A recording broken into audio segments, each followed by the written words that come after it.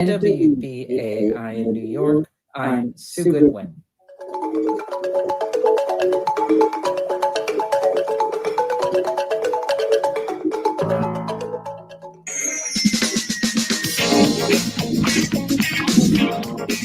Happy Anti-Fascist Friday. Happy Fall Friday. Happy the fall of maybe the Empire Friday. Happy Friday, everyone. Welcome to another episode of Darker Than Blue here on WPFW 89.3 FM in the Washington, D.C., Maryland, and Virginia area. I am your hostess with, I hope, has the mostest, or at least a lot of good information that you want to hear. I'm Jackie Lukman. I am so happy to be here with you on another Friday here on WPFW 89.3 FM. We are changing the world one broadcast at a time, and certainly that is true on this show, Darker Than Blue, that is your source for struggle, socialism, and soul.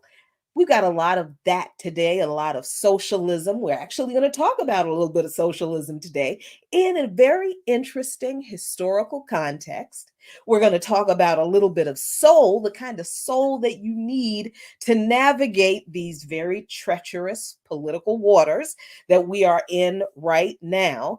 And, struggle, it's constant. We are still in the midst of a massive, what I would say is a global liberation struggle. I believe people around the world, if we examine the liberation struggles around the world that are happening, we will see that people who are engaged in this struggle are struggling against neocolonialism, imperialism, which is the highest form of capitalism, and militarism, endless war. We see that this is what people around the world are fighting against, and all of the neoliberal austerity policies that come with all of that.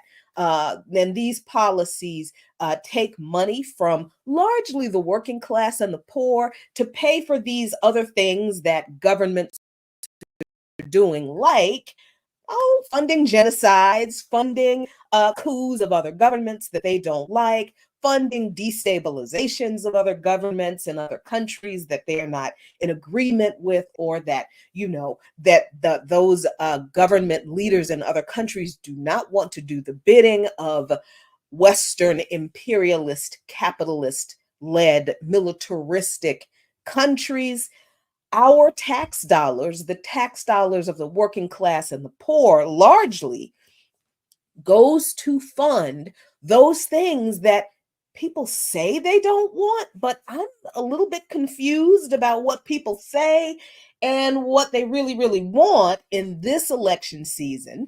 So I thought, because last week I enjoyed reading W.E.B. DuBois's I Won't Vote, his essay from 1956. I enjoyed reading it so much, and several of you reached out and let me know that you enjoyed hearing that essay read. Some of you had never read it before. Some of you have heard of the essay and have read parts of it, or maybe read it many, many years ago, excuse me, and had forgotten how prescient and relatable, almost exactly like what we are facing in the electoral arena in this country today. So you all were so really supportive of last week's show and the reading of that essay.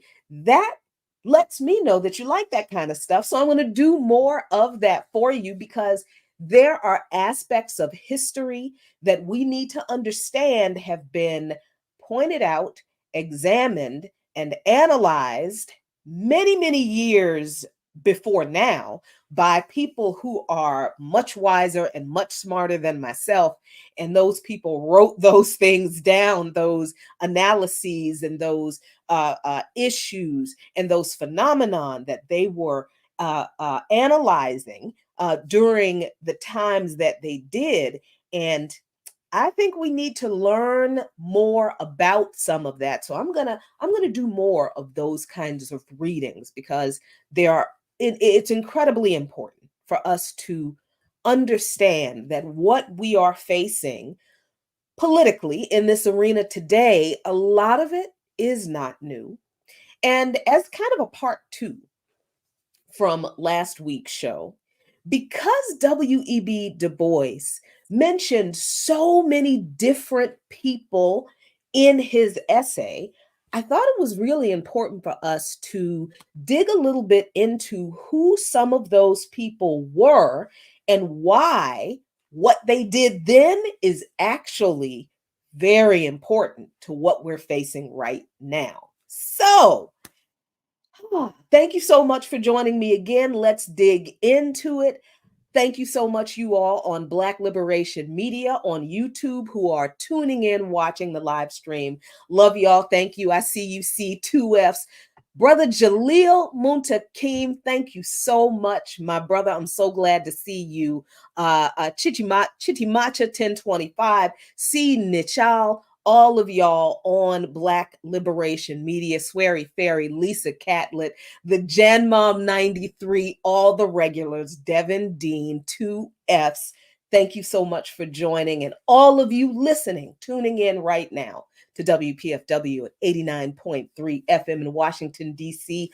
Let's all together walk through who some of the people Du Bois was calling out in his essay in 1956. Not going to read through the whole essay again, just going to hit the highlights or the lowlights, depending on who he was talking about and what they did. So the first thing I want to bring to your attention in this essay, the first person that I want to bring to your attention in this essay is mentioned when Du Bois says in 1912, I wanted to support Theodore Roosevelt, but his Bull Moose Convention dodged the Negro question. So I did not know what the Bull Moose Convention was. That was the first time I had heard of it. So I had to go look that up. So I did. I went to the University of Virginia's Miller Center. University of Virginia Miller Center is not a radical revolutionary institution. The University of Virginia is not a radical revolutionary institution. So this is not an assessment of the Bull Moose Convention from a leftist perspective. This is just history and what happened, what they did, and why they did it. So let's dig into this just a little bit so you get an understanding of why Du Bois mentioned this convention and why it was such a big deal. So this article from the University of Virginia Miller Center says transforming American democracy, TR, Theodore Roosevelt. I didn't know they gave that man a nickname. Anyway, TR and the Bull Moose campaign of 1912. They say that 100 years ago, and this article was written in what? Earlier this year. On June 17, 2012, the celebrated ex-president Theodore Roosevelt delivered a dramatic speech that encouraged his political followers, get this, to walk out of the Republican National Convention. Remember, Roosevelt was a Republican, and he goes to the convention. He had already served his term as president. He's giving a speech at the Republican National Convention in 1912, and he encourages his followers to walk out of the Republican National Convention, maintaining, the article says, that the Republican National Committee and President William Howard Taft defied the will of the people and stole the nomination of the GOP, the Grand Old Party. Since April of 1912, Roosevelt had warned of a walkout should the old guard of the party defy the clear intention of the Republican primaries that year, the first time popular primaries played an important role in a presidential election. You and I are learning these things together. I did not know that 1912 was the first time the Republicans had popular primaries in their presidential conventions. The article goes on to say, having been denied the Republican nomination in spite of trouncing President Taft in the contests for the nomination, TR, Theodore Roosevelt, bolted the Republican convention and summoned a new party to, quote, stand at Armageddon and battle for the Lord. That's what he said. I didn't make that up. I just gave it the extra, artistic flair, because that is probably how he said it, because that's how those folks do that kind of thing. Yeah. Anyway, so yes, to stand at Armageddon and battle for the Lord, end quote, is what TR said. Progressive followers of TR, this is very interesting. Progressive followers of TR left the convention on June 22nd and reconvened in Chicago's Orchestra Hall to endorse the formation of a national progressive party. The 1912 presidential election was a rare campaign in which voters were challenged to think seriously about their rights and the Constitution. Four impressive candidates engaged in a remarkable debate about the future of American democracy. In particular, each candidate tried to grapple with the emergence of, get this, corporations embodying a concentration of economic power that posed fundamental challenges to the foundations of the decentralized republic of the 19th century. Although Eugene Debs, the socialist candidate, and Woodrow Wilson, the Democratic candidate who was elected president, contributed significantly to this surrogate constitutional convention, in a real sense, the most important exchange was between TR and Taft. Excuse me. That the 1912 election registered and inspired fundamental changes in American politics owes, above all, to Roosevelt's Progressive Party campaign. The party was joined by an array of crusading reformers who viewed Roosevelt's campaign as their best hope to advance a program of national transformation. TR's campaign pioneered a new form of modern politics, one that would eventually displace the traditional localized democracy which had dominated representative government in the United States since the beginning of the 19th century. That sounds a little bit like a senseless word salad, so I'm going to tell you what that means. States' rights. That's what that means. Theodore Roosevelt's platform was a mandate, and they explain this a little bit later in the article, on the responsibility of the federal government to take care of its people. Where before that, in US politics, states' rights basically ruled the day. And how each state wanted to handle its issues of, sexism, racism, homophobia, corporate control of local government, denying resources and assistance and government, what the government owes the people who elected the representatives, their alleged representatives in the government. Yeah, corporations were getting all that stuff. And people were not getting what they deserved, what they had a right to, from the people who they elected to represent them in local government. And Theodore Roosevelt comes along and says, okay, that's silly. We have a federal government for a reason. And the slapdash, disconnected, not always equal, and woefully incompetent and insufficient support of the local state governments of the people, that's not good enough. The federal government should do more. And so he had a coalition of people to work with him on crafting and pushing this progressive platform, which was a newish thing in US politics at the time. The interesting thing about this tidbit is this is almost the emergence, but not really an emergence, because they have existed in this country for always, maybe, of a third party, or at least of a convention to explore the possibility of a third party or a third electoral platform option. All right, so stick a pin in that. Remember that the Bull Moose Convention was Theodore Roosevelt walking away from the Republican National Convention because the Republicans did not like big government. They never have. And that's always been a part of their thing. All right. So let's go. Roosevelt's campaign as the Progressive Party's candidate, this is the new party now, the Progressive Party, went beyond reforming the political process.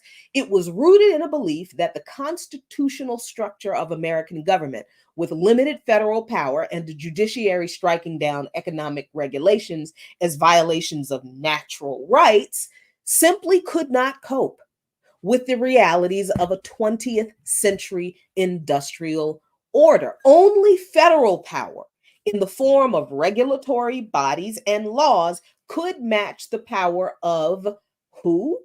The states? No, of the corporations and trusts. This was in 1912. Okay? Our aim, Roosevelt argued, should be to make the United States, as far as possible, not merely a political, but an industrial economy. In the name of industrial democracy, the party platform included proposals for national regulations and social welfare that actually would not be enacted until the New Deal. In fact, with respect to certain measures, most notably national health insurance, they were talking about it in 1912, the Progressive Party prescribed core commitments that remained unfulfilled until our own political time. And do we have national health care today? So that a political commitment that was introduced in 1912, I'm sure before then. And here we are in 2024, still arguing about when are we going to get our health care? What are you doing with our health care money? Why are you bombing babies, women, men? Why are you bombing innocent people in Gaza, in Ramallah, in the West Bank, and now in Lebanon with our health care money? Why are you helping the imperialists and the capitalists exploit the Congo and abuse and oppress Congolese children who are forced to mine for those capitalist interests? Why are we allowing our healthcare money to be used to invade Haiti? These are the questions we are asking about why we don't have healthcare in 2024. And in 1912, there was an entire new political party formed to actually push these ideas, these policies. But even then, the resistance to them was so great that a lot of these progressive policies didn't actually get implemented until decades later. And that one, universal health care, never got it. All right, so I'm going to end this one with saying the Bull Moose campaign, TR's, Theodore Roosevelt's Bull Moose campaign, championed the modern presidency as the institutional means to a full-blown social insurance state. Yeah. Public opinion, progressives argued, now buried by inept presidents and party bosses, would reach its fulfillment with the formation of an independent executive power freed from the political and corrupt influence of political parties. Yeah. The executive, TR said in a beguiling phrase, must become the steward of the public welfare. This is Theodore Roosevelt talking about the government, the executive branch of a progressive government being the steward of the public welfare. Isn't it? Are we not still fighting for someone to be stewards of our public welfare, since we are paying our taxes to this government to be stewards of something, but our money is not used to be our stewards. It's used to be the stewards of the rich and the warmongers. We'd like that to stop. But we need to understand how long this conversation has been going on in this country. And we've got a pin in 1912 for this part of the conversation.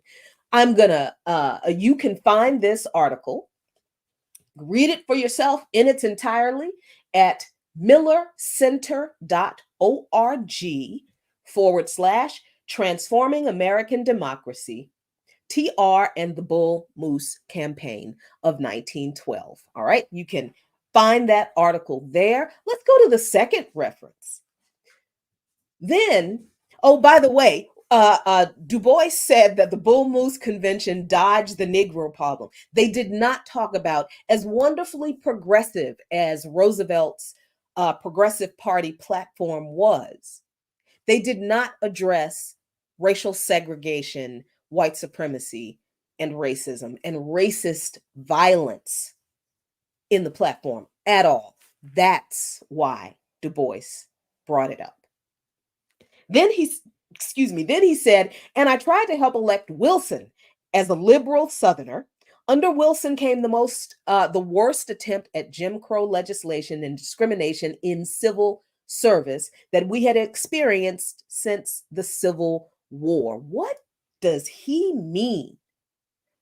Well, according to President Wilson House, this website is literally called woodrowwilsonhouse.org, and the name of the article is called Wilson Topics /Wilson and Race. That's the name of the article. And they say that as the Democratic nominee in 1912, Wilson had garnered the cautious support of many among the nation's influential and politically diverse Black leadership. His new freedom platform promised fairness and equality that caught the attention of prominent African-American activists, including W.E.B. Du Bois, founder of the NAACP and publisher of the Crisis magazine, and William Monroe Trotter, a prominent and vocal activist and publisher of the civil rights newspaper, The Guardian.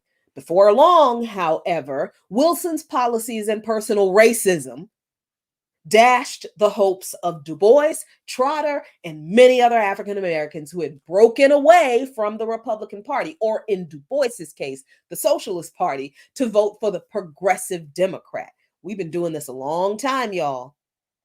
A long time. Trying to figure out which of the lesser evils will be better for us, and then finding out that no, evil truly is evil, regardless of whether you call it lesser or not. But let's continue.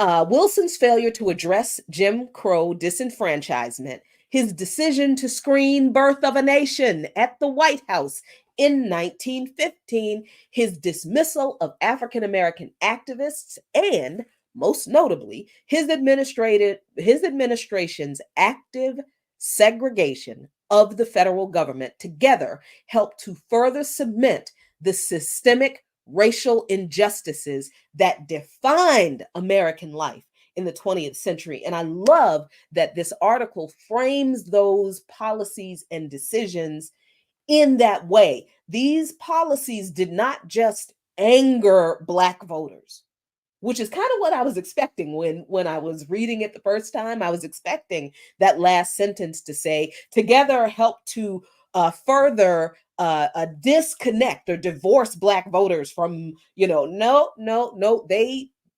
characterize these policies in the correct context in regard to their impact on the political realities and the material realities of Black people in this country for much of the 20th century. These things were not just things that he did that made the Blacks angry. These policies literally widened the gap of a lack of opportunity, economic disenfranchisement, and obviously racial animosity and racist violence committed by white people against Black people. These policies just made those things worse for the better part of the 20th century, which means that it was Wilson's policies that almost re-solidified the foundation of settler colonial, pan-European, white supremacist segregation, oppression, and a denial of economic justice. as well as all of the violence that came with that. Woodrow Wilson is largely responsible in his policies for cementing this chasm that we know today as the wealth gap, but it's more than a wealth gap. It really is about the abdication of particular presidents and their responsibility for taking care of all people in this country when they intentionally excluded Black people from their responsibilities. Okay. So this is a really great article. I want to say about segregation of the federal government. I'm going to read this for you, and then you can read the rest of it yourself.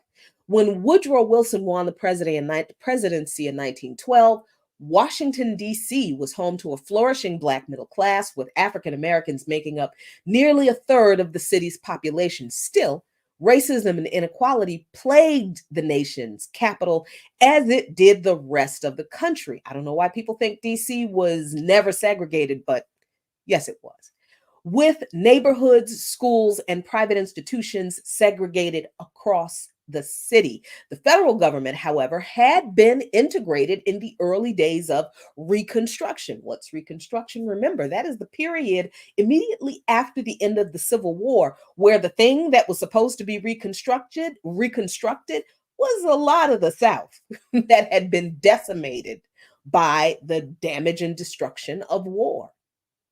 But what was really reconstructed was pan-European, settler colonial, white supremacist hegemony and the oppression of Black people in the South. That is what was reconstructed after the Civil War. Because the angry white people who did not want to be or live in a society where Black people, their former property, were now equal to them and could even govern over them, because this is where the Reconstruction governments came from, with, for the first time, Black men being elected to public office. And the people who fought to keep slavery certainly did not want to be governed by the people that they just fought a war and lost to keep those people enslaved. They did not want to be governed by the people that they wanted to keep enslaved. So, of course, these folks destroyed the Reconstruction governments. And by destroyed, I do mean committed horrific acts of violence and murdered elected officials, Black and white. Okay? So, making up at least 10% of the federal workforce, African American federal workers had the professional opportunities and resources to build a network of thriving, though segregated, educational and communal institutions in Washington, D.C. But with the new Wilson administration, all of that changed. As the first Southerner to ascend to the presidency since before the Civil War, Wilson brought with him a segregationist ideology and sympathy for the lost cause narrative, sympathized with the South for losing the war for them to keep slavery. Yeah. With segregation laws becoming more entrenched across the South and segregation in northern states bolstered by redlining, Wilson gave his newly appointed cabinet the permission to segregate their departments in the federal government. It halted Black professional advancement and restricted hiring in the desirable positions for which these men and women were qualified, having passed the requisite civil service exams. Though Wilson did not officially direct the implementation of these segregated policies, he welcomed them under the guise of the argument that it would reduce friction among government workers. If we go back to segregating the government, then the white workers won't be mad. But as William Monroe Trotter put it, just before Wilson kicked him out of the Oval Office for protesting these disgraceful policies, quote, "We had appealed to you to undo this race segregation in accord with your duty as president and with your pre-election pledges to colored American voters. We stated that such segregation was a public humiliation and degradation and entirely unmerited and far-reaching in its injurious effects. And for speaking the truth to the President of the United States, who had just promised during his campaign that, oh, we're going to fix this segregation problem for you if you vote for me. Yes, I am. And then he goes in and tells his agency heads, go right ahead and resegregate everything because the white workers need to be made happy, and forget those Negroes, forget those Black folks. What was Wilson's response to William Monroe Trotter telling him the truth? He kicked him out of the White House. Yeah. So again, you can find this article at Woodrow Wilson House, one word.org /Wilson topic or Wilson dash topics /Wilson and race. All right. So that's why he mentioned Wilson and the fact that he was a liberal Southerner. And folks thought that because Black folks, let me be clear, thought that because he was liberal, or at least he postured in that way, he would not be aligned with the segregationist ideology of the South. But once again, we was fooled, y'all. And W.E.B. Du Bois points that out in his essay in 1956. You are listening to Darker Than Blue here on WPFW 89.3. And hey, what's up, y'all, to my friends and fam who are watching right now on Black Liberation Media on YouTube. It is 31 minutes past the hour, and it is time for our public service announcements. So, producer emeritus, producer with your magic, please roll that beautiful PSA footage. This is what WPFW sounds like without volunteers. This is what WPFW sounds like with volunteers. Help WPFW avoid the sound of static and continue the mission of building a better world, one broadcast at a time, by becoming a phone volunteer today. Information and registration at 202-588-0999, extension 1008, or via email at volunteers@wpfw.org. Just say you want to volunteer and leave your name, phone number, and email address. It's that easy. Again, that's 202-588-0999, extension 1008, or volunteers@wpfw.org. Phone volunteering is a critical part of supporting WPFW, your station for jazz and justice. Extraordinaire was the word I was looking for. Producer extraordinaire. It's when you're looking for a precise word when you talk for a living, usually when you need that word runs right out of your brain until you don't need it anymore. Then it's like, hey, here I am. But producer extraordinaire is the word I was looking for. So hopefully I'll remember it next week. So I have an additional PSA for you. Tuesday, October 15th at Montgomery College in Tacoma Park, Maryland at 6 p.m. in room CM311. You can learn about sanctions that are an act of war. This event is a penetrating look at the effects of U.S. unilateral sanctions around the world and in your neighborhood near you. It is sponsored by the African Diaspora and Heritage Committee, the All African People's Revolutionary Party, and the Black Alliance for Peace. You can, more information can be obtained at 240-567-5090. Again, that is Tuesday, October 15th at Montgomery College in Tacoma Park, Maryland, 6 p.m. in room CM311, a penetrating look at the effects of U.S. unilateral sanctions around the world and in neighborhoods near you. So let's get back to our examination of some of the people and political parties and situations that W.E.B. Du Bois was talking about in his fantastic essay, I Won't Vote. He says later on, and this was fascinating to me because I actually did not know who this person was.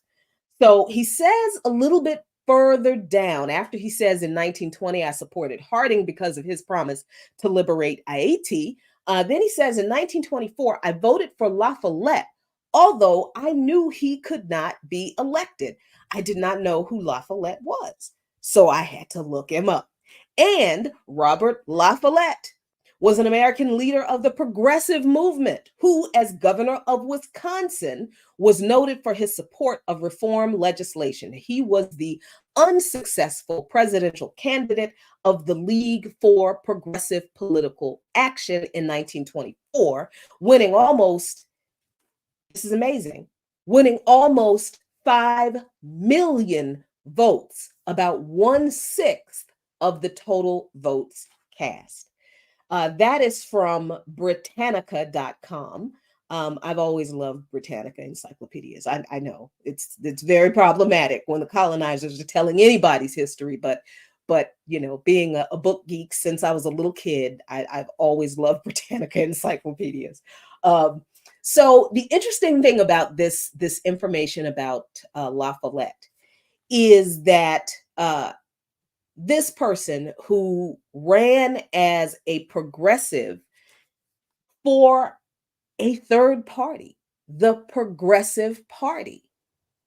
And I don't know what kind of criticism people had at that time, but I can't imagine with third parties kind of common during this time in the 1910s and the 1920s and the 1930s, even the 40s.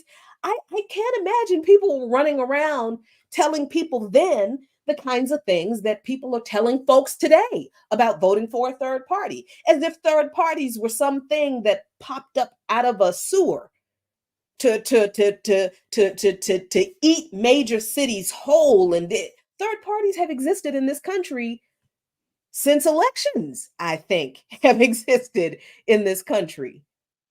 And of course, there's plenty of criticism we can have for the effectiveness of those parties. And this is a part of what W.E.B. Du Bois was saying, that even the third parties, because he talks a little bit later on about the Socialist Party.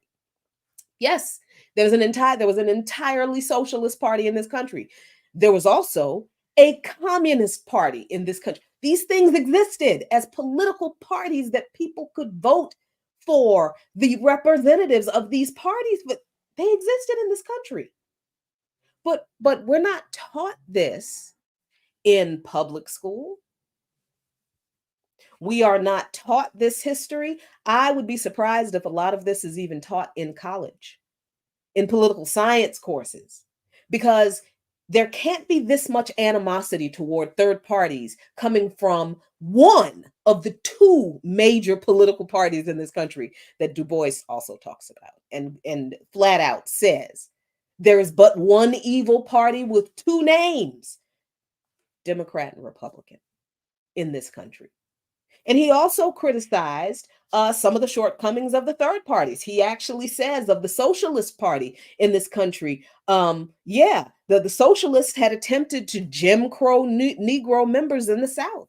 What is he talking about? He's talking about the fact that, and this is from Jacobin magazine, I know Jacobin is problematic for reasons, but this is a really good article because the article points out that American socialists have grappled with race from the very beginning. And this is an article that was published in May of 2023 by someone named Matthew E. Stanley. And he is writing this article about a book that was published then called Workers of All Colors Unite, Race and the Origins of American Socialism, that's written by Lorenzo Costagutta, published by the University of Illinois Press in 2023.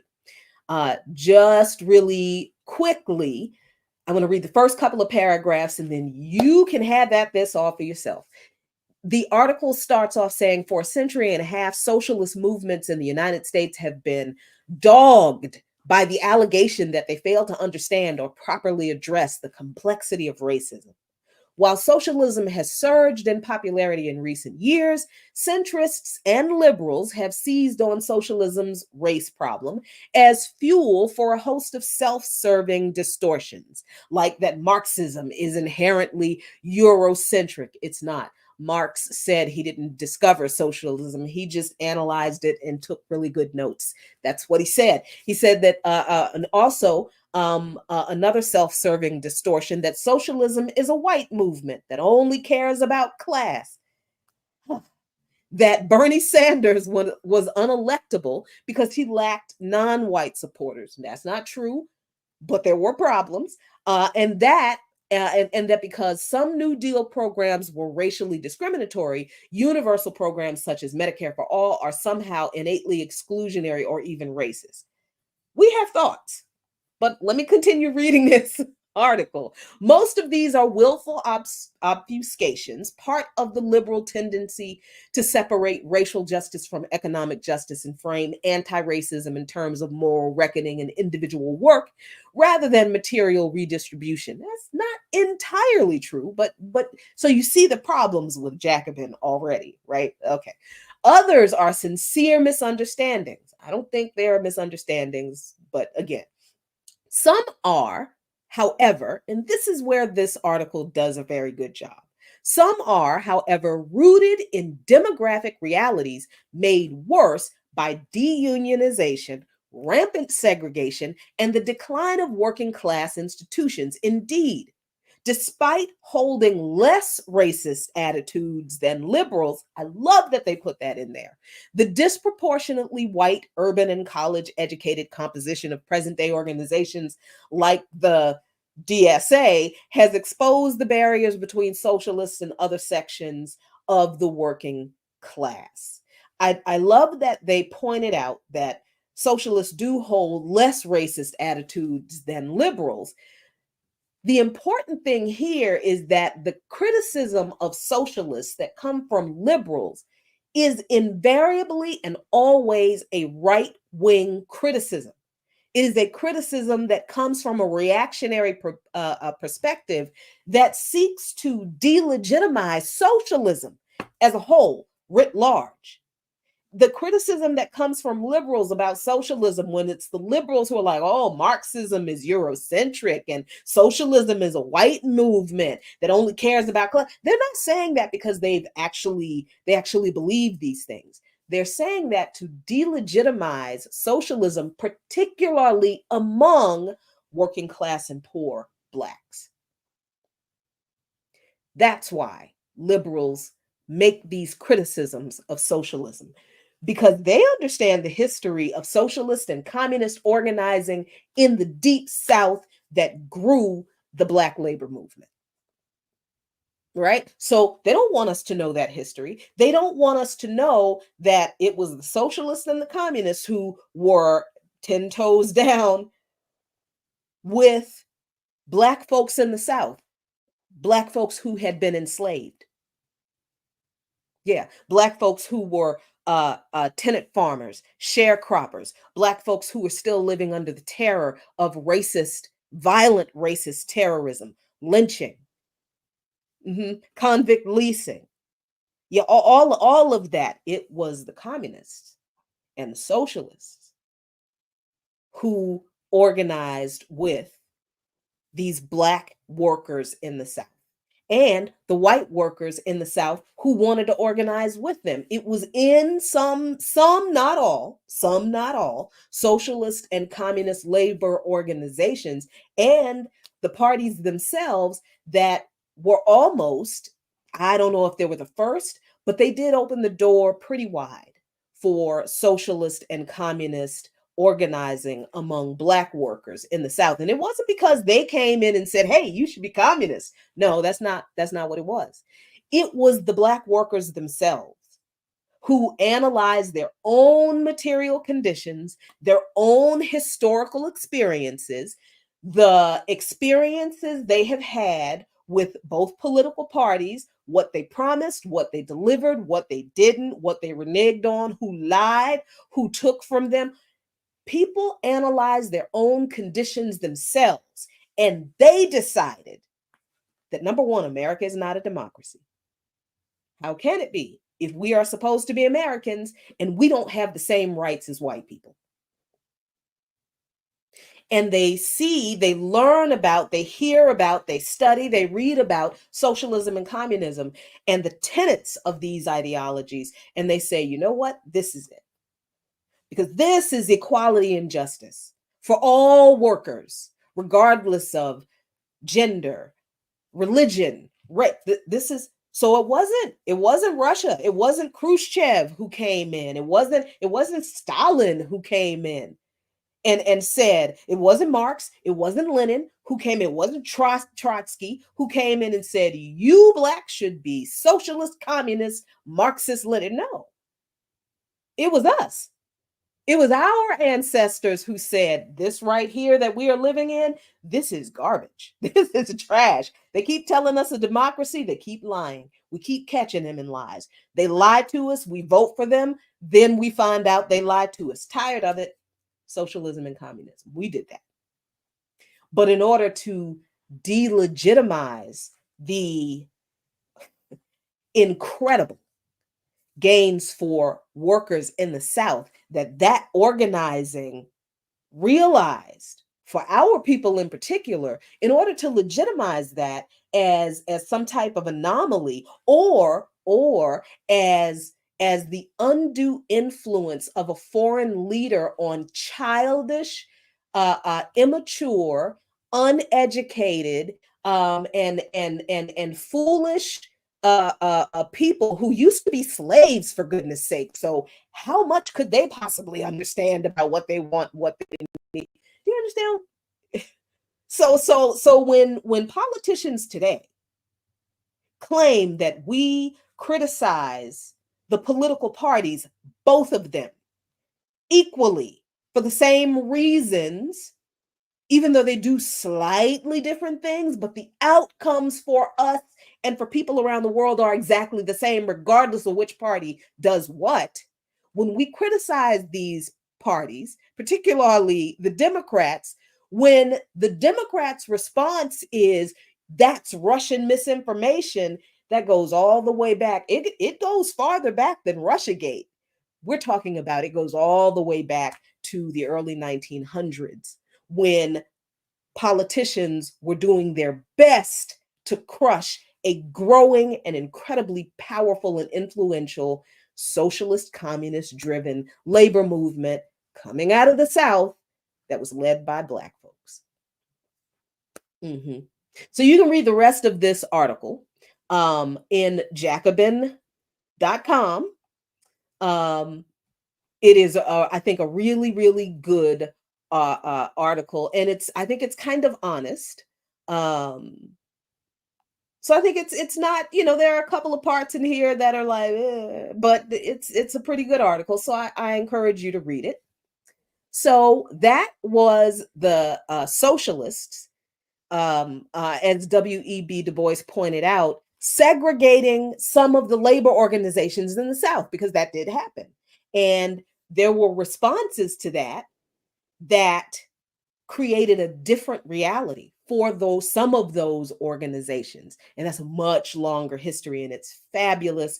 I would recommend that you read this book, that you purchase and read Hammer and Hoe by Dr. Robin D.G. Kelley. It is an amazing chronicle of the history of socialist, communist labor struggles in the South, with our people dead center. It is amazing. You will never look at labor organizing in this country again once you read that book. And I would dare say that you will never look at the accusations of us being influenced by Russia or China in the same passive way that a lot of us are responding to that mess today, because I really feel like we should be a whole lot more angrier, a whole lot angrier at being accused of being told that we're being oppressed by some person in another country, as if we don't understand our own material conditions as if we don't know when we are being discriminated against, as if we don't know when we're being deprived of our rights, as if we don't know how racist and sexist and homophobic and xenophobic and Islamophobic both the Democrats and the Republicans are. All right, so let's go down a little bit further. He says, oh, I didn't look this up, but we have to look up what the white primary was. I think that's pretty interesting. I just didn't have time to look that one up. He does point out again, he voted again in 1944. I'm sorry, and he returned to the North in 1944, and in 1948 he voted for the Progressive Party again. Third party still going strong in elections in the United States. Voted for Henry Wallace in 1948 for the Progressive Party, and in 1952 for Vincent Hallinan. Did you know that there were third parties in elections in this country up until at least 1950 something? So gee, third parties aren't spoilers. Oh, and by the way, these third party candidates ran. One progressive candidate got 5 million votes, and guess what happened? The other parties still won. So how are third parties spoiling? Where's the spoil by third parties existing? By third parties being able to participate in these elections, by giving voters the option to vote for as many candidates as they can choose from based on what they want from their elected. This happened in this country quite extensively for a very long time. So the crazy, insulting, very often racist, because I don't see maybe it's happening, but man, people get extra unhinged when it's Black folks who are like, you know what, the Republicans and the Democrats, Malcolm X was right. He was right. We are chumps to continue to voting, to continue to keep voting for one political party that keeps saying they're better than the other political party, but actually doesn't do a whole heck of a lot different from the other political party, including the racism. You know, we say these days that the Democrats are just as racist as the Republicans. They just do stuff with a rainbow flag and a Black Lives Matter hashtag on it. I mean, you can argue with that if you want to, but if you know that the police in this country is a militarized force that gets excess equipment from the Department of Defense and uses that excess equipment that is used in theaters of war against mostly poor Black and brown people who are rising up, allegedly exercising our rights as American citizens to redress our government over the way we are mistreated by the police and the government. Well, every time we do that, what do we get? We get the militarized police. We get harassed. We get assaulted. We get kettled. We get the sonic weapons. It's amazing to me how they're always talking about, you know, these weird sonic weapons that are being pointed at Cuba. But nobody talks about the sonic weapons that have been used against people who have protested genocide, against people who have protested extrajudicial police murder, and the lack of accountability that police are held to when they kill working class, poor, Black, brown, Asian, indigenous people.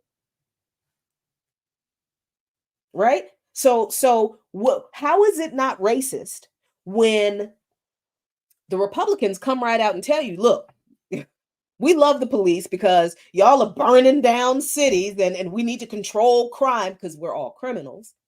So they're never not going to fund the police. But how is it racist when the Republicans ignore the racism of the police and gives them more money and more military stuff, but then the Democrats do the exact same thing?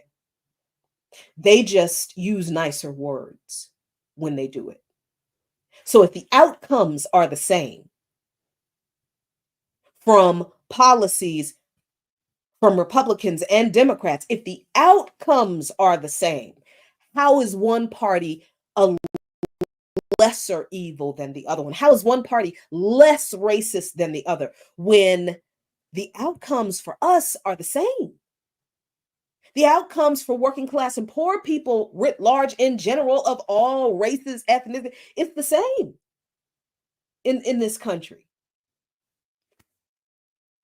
So I wanted to just step through this document just a little bit to highlight some of the things Du Bois said in 1956 that are so incredibly important, prescient, and almost, man, it is like, I feel like his essay was an omen.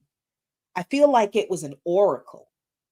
It is the thing we should have been paying a lot more attention to all these years, so that our breakup with the duopoly now that we have to engage in, because genocide, y'all, genocide. If that's not your red line, I don't know what kind of human being you are, but genocide. These things are important for us to understand, have always been a part of our struggle with electoral politics in this country. And W.E.B. Du Bois laid it out for us in 1956. Why weren't we paying attention?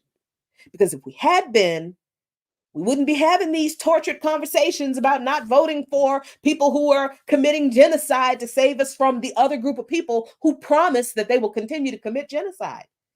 We just walk away and vote for what we want, rather than continuing, as Eugene Debs said, continuing to vote for what I don't want and getting that instead. But we are out of time for this episode of Darker Than Blue. Thank you so very much, everybody at WPFW who are listening to my voice right now on 89.3 FM in Washington, D.C., Maryland, and Virginia area. Please stay tuned for News Views with Garland Nixon. Please, you got to listen to Don't Forget the Blues this weekend. You have got to listen to all of the jazz programming, which was my Abdus's favorite programming, the jazz programming on Sunday afternoons. Please listen to all of the fantastic and diverse musical and cultural selections here on WPFW. Where else are you going to hear Shay Nana? Where else are you going to hear Caribbeana, which is one of my favorite shows. I love Caribbeana. Where else are you going to hear Africa Now? I love the way he announces that. WPFW is not just your source for jazz and justice, but it's your source for insight, a window into the diaspora of the world. How exciting is that? How could you not want to support that? You got an opportunity to support WPFW starting next week. I hope you do. Until then, hey, have a great weekend. Thank you so much for tuning in. This is Jackie Lukman in Darker Than Blue, signing off, telling you to take very good care of yourselves, very good care of each other, and peace, but only if you're willing to fight for it.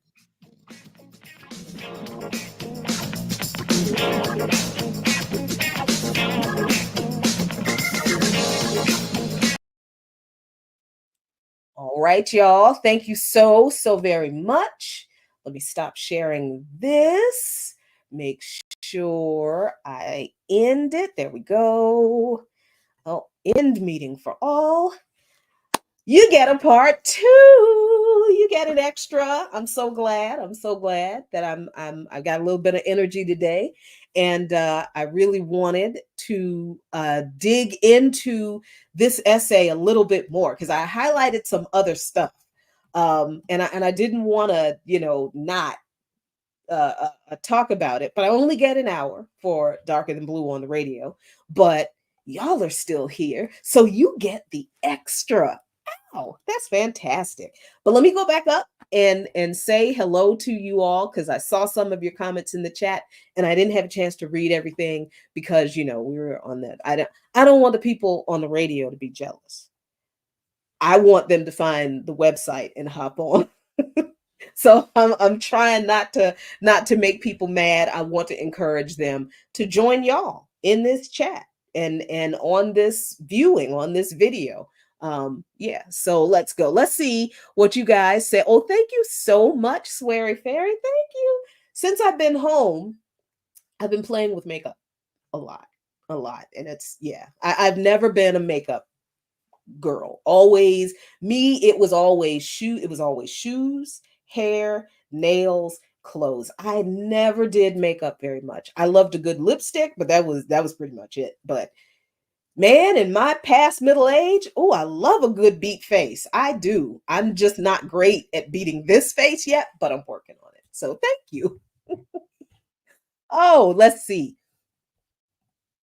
Yeah, our tax dollars do go toward a lot of bloodletting, a lot of bloodletting domestically and internationally. And, we really need to understand that foreign policy, as Du Bois said in his essay, foreign policy is the most important policy because foreign policy takes up most of our tax dollars. The biggest discretionary the biggest portion of discretionary spending in the US budget is for the Department of Defense and the Department of Energy. Why the Department of Energy? Because that's where the nuclear arsenal is housed. Yeah, the nukes are not funded or overseen by the Department of Defense. The nukes are overseen by the Department of Energy. So the budget for the Department of Defense, the NDAA, the National Defense Authorization Act that gets passed every year, and they're getting pretty close to 900 billion dollars this year. You might as well say it's more than $1 trillion.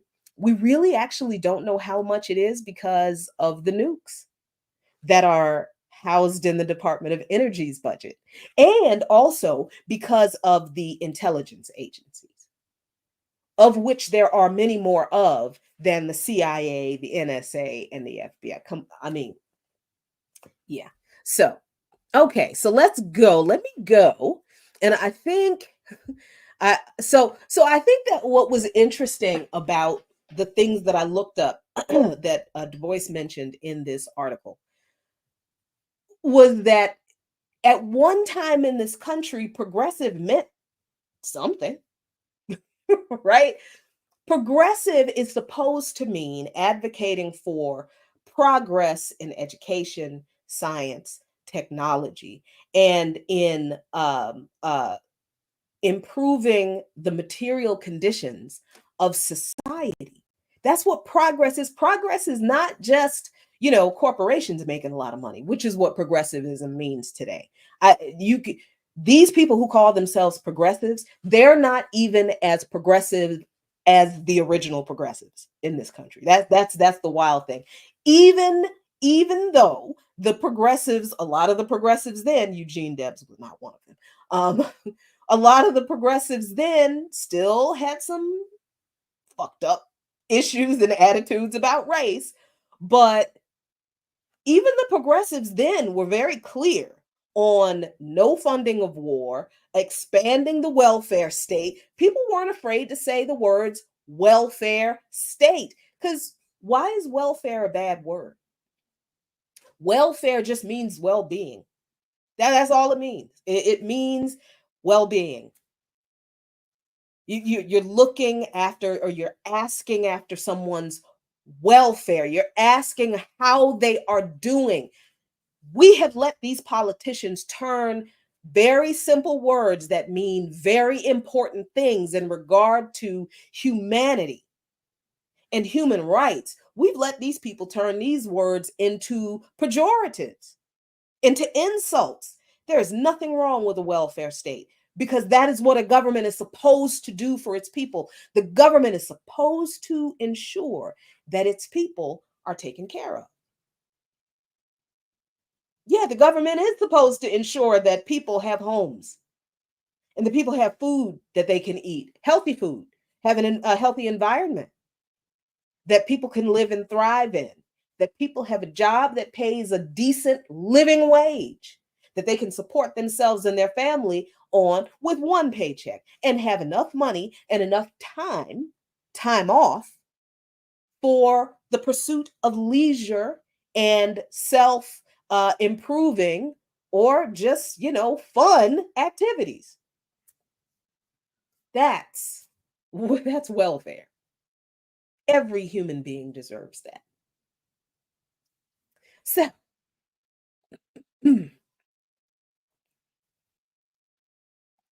so I want to read this part of this essay again, because this does speak to the third party question. Du Bois said in 1956, on the presidential ballot in a few states, which in 1952 it was 17 states, a socialist party will appear, a third party. Few will hear its appeal because it will have almost no opportunity to take part in the campaign and explain its platform. You do know that is what is happening right now. That's exactly what is happening right now. And it blows my mind that Du Bois so perfectly described in 1956 what the US government and its propaganda arm, the media, is doing right now. Right now. That Mehdi Hassan interview with Dr. Jill Stein, that was an example of how the media today, as an operative of the Democratic Party, silences third party candidates. And in this case, it's not a full silencing, but it is a demonization. It's a trapping. It's creating a gotcha moment where he can use something that is said off the cuff and use it against that candidate. Say, see, this is what's wrong with.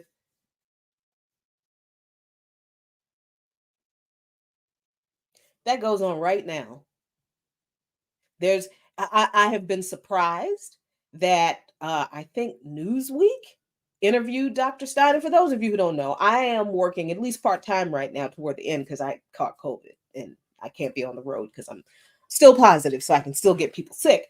I am working on the Jill Stein campaign as a senior advisor to help them kind of beef up some of their policies that might not go as far as they need to, and to do outreach in communities where the Green Party doesn't exist, and to get these policies in front of our people, because I don't really give a damn about the politicians. I don't care who the people are. But if you got policies that I know will improve the material conditions of our people, and it's not a bunch of bait and switch bullshit like the Democrats and the Republicans always trot out, with a flowery language, but all it really is another giveaway to rich people or the corporate bosses. Yeah, I want my people to know about those policies. Yes, so I want Black people to know about Claudia and Karina of PSL. Yeah, I do. I want my people to know about Jill Stein and the Green Party. I do. Because I want people to have the same right to vote for candidates outside of the Republican and Democratic parties, as many as they can, just like W.E.B. Du Bois had.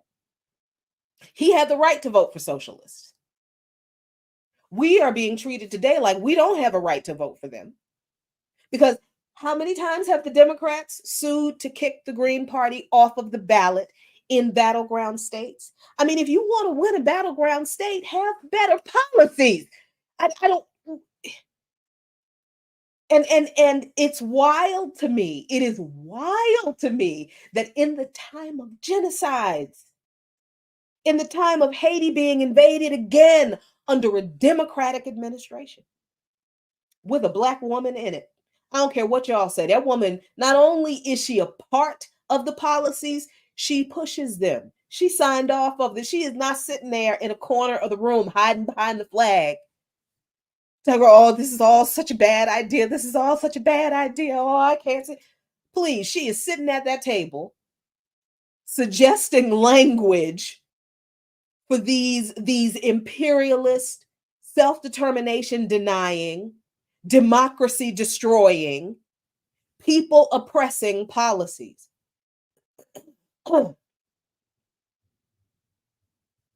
So, people who are coming with this foolishness, these crazy, a vote for a third party is a spoiler vote. Ain't no such thing. Your vote does not get spoiled.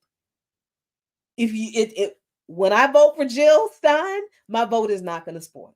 It's not going to spoil the Democrats. The Democrats have spoiled themselves by having shitty, imperialist, racist ass policies that are to the right of the Republicans. Do you get what? Anytime the Republican candidate says, I wish Netanyahu would hurry up and finish, not Netanyahu needs to stop. No. Donald Trump said, I wish Netanyahu would hurry up and finish this. Because if I am elected president, I will finish it. That's what he said.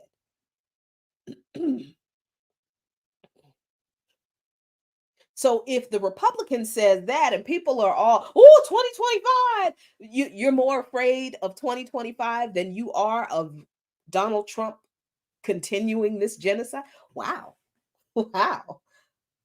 And maybe next time, you know what? I had to write this down so I don't forget it. I'm tired of hearing about Project 2025. Tired. You know why? Because the Powell memo has been around for decades longer.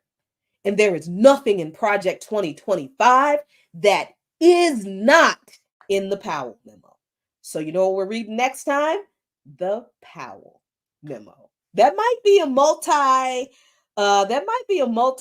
thing because the Powell memo is pretty long. But I think we need to read the blueprint that the GOP has always had. Please, I need people to stop believing that Project 2025 is a new thing that the GOP just came up for this election. They literally take the policies and the plans from things like the Powell memo, type them up, put a new title on it, and put a new binder with different colors on it, and release that mess every other year or every 4 years before every election.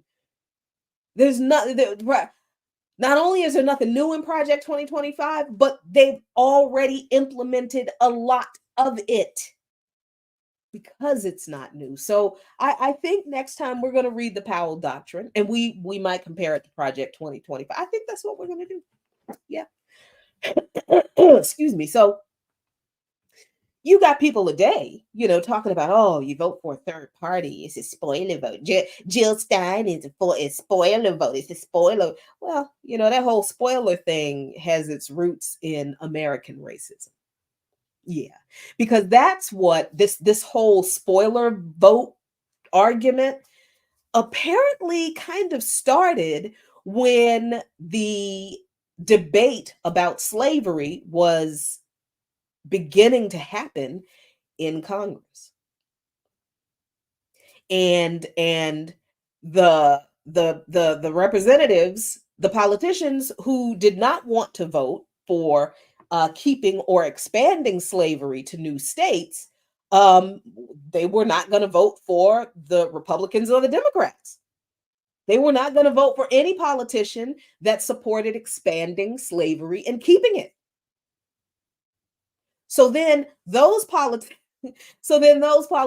who literally were like, we are not going to vote for slavery. Slavery is evil. We're not voting for slavery.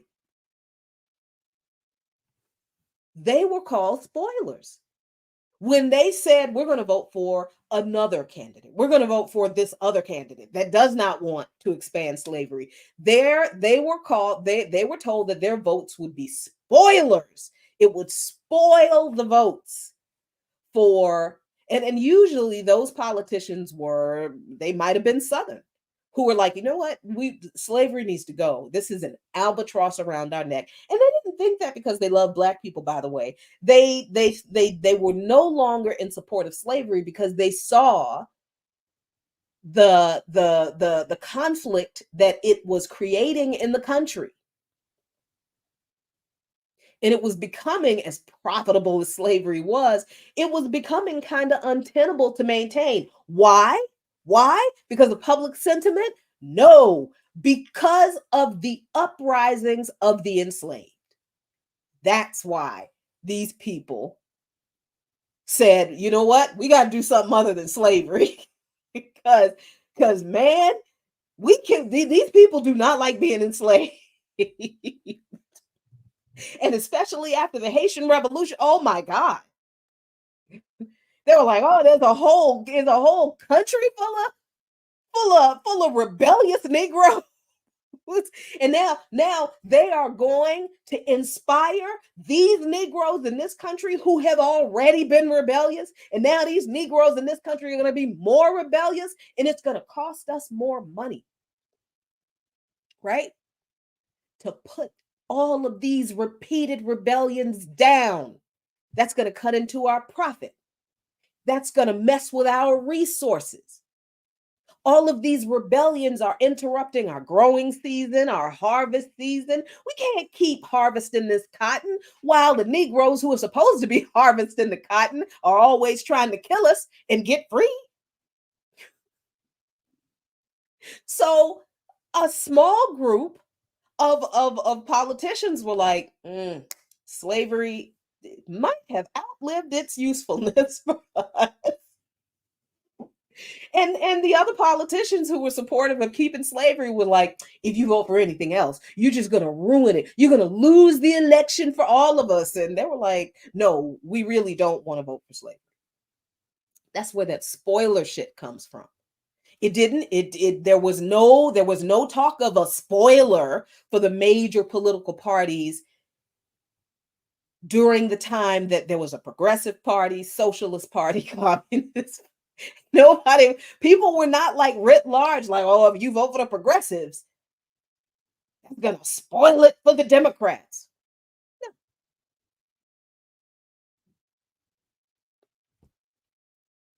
No. So we need to understand this history, because we do need to understand that some of these insults, that's what they are. What these people are saying to those of us who have committed to not ever voting for the one evil party with the two names, even before this genocide. Because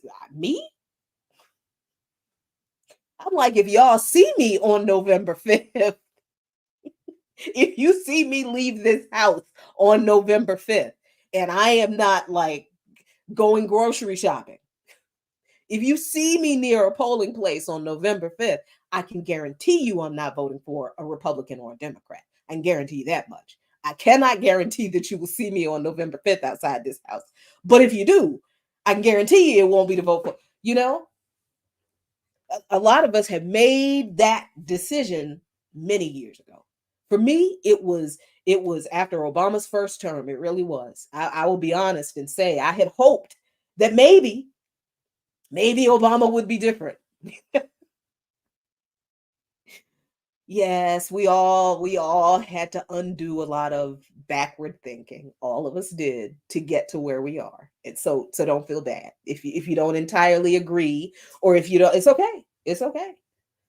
I just want to make sure you understand that the Republicans and the Democrats, quite literally, two sides of the same coin. The corporate control of the government that Du Bois talked about in his essay. What is this that we have now, if that's not the same? What are the two largest employers in this country? The two largest employers in this country. Hazard a guess? Walmart, Amazon.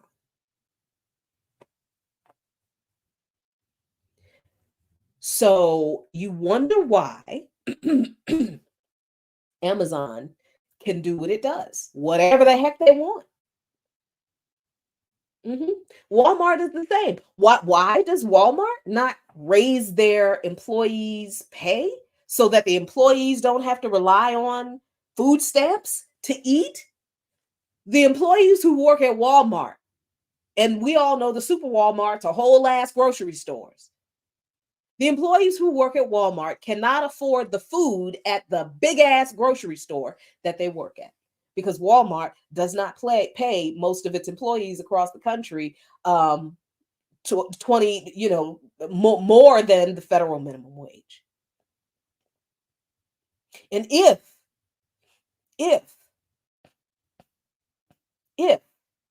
employees at Walmart make $15 an hour, that's in cities and states where the cost of living is so high that $15 an hour doesn't mean anything. They still can't afford the food in the store.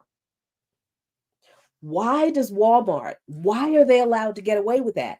Because the Waltons pay a lot of politicians to leave them the hell alone. That's why. Amazon, the same thing. Not only do they pay politicians to leave them alone about their bad employee pay policies, their horrific safety records. They also pay local and state politicians to give them tax breaks. So this is why when an Amazon warehouse is built in a city, the people in that city don't benefit from that warehouse being built and all of that revenue that is supposed to come back to the city. The city doesn't get anything because Walmart and Amazon pay the city politicians, the mayors, the city councils, to pass ordinances to sell them land to build their facilities with through a 99-year lease that practically costs the corporations nothing, and gives them, on top of the 99-year lease, tax breaks for most of the lease period, which means that Amazon and Walmart do not pay taxes, property taxes, state taxes, to the localities in which their operations exist. They make money from the people who live in those cities, but the money that is made from those people is not given back to that locality in the form of the taxes that corporation owes the locality, because the corporations got in league with the politicians, and the two of them decided what's legal and what's not. This is what Du Bois says in his essay when he says, oh, excuse me, when he says, we let men take wealth which is not theirs. What men is he talking about? Is he talking about the common thief on the street? No, he's talking about corporations and politicians. Yeah, he's talking about, those are the men he's talking about. He says, we let men take wealth which is not theirs. If the seizure is legal, we call it high profits, and the profiteers help decide what is legal. This is what Du Bois is saying in that line. Amazon and the state and local politicians, they got together and decided that it was legal for Amazon to build its facility in Arlington, Virginia, and not pay Arlington, Virginia any property taxes. They decided that was legal. You and I cannot do that. If I move to Arlington, Virginia, and I buy a house, if I move to Arlington, Virginia, and I build a house, let's say I'm going to do things exactly almost the way Amazon does them as I can. So we're talking about Amazon building a warehouse facility, right? They've got the resources to build a warehouse, and we know they do.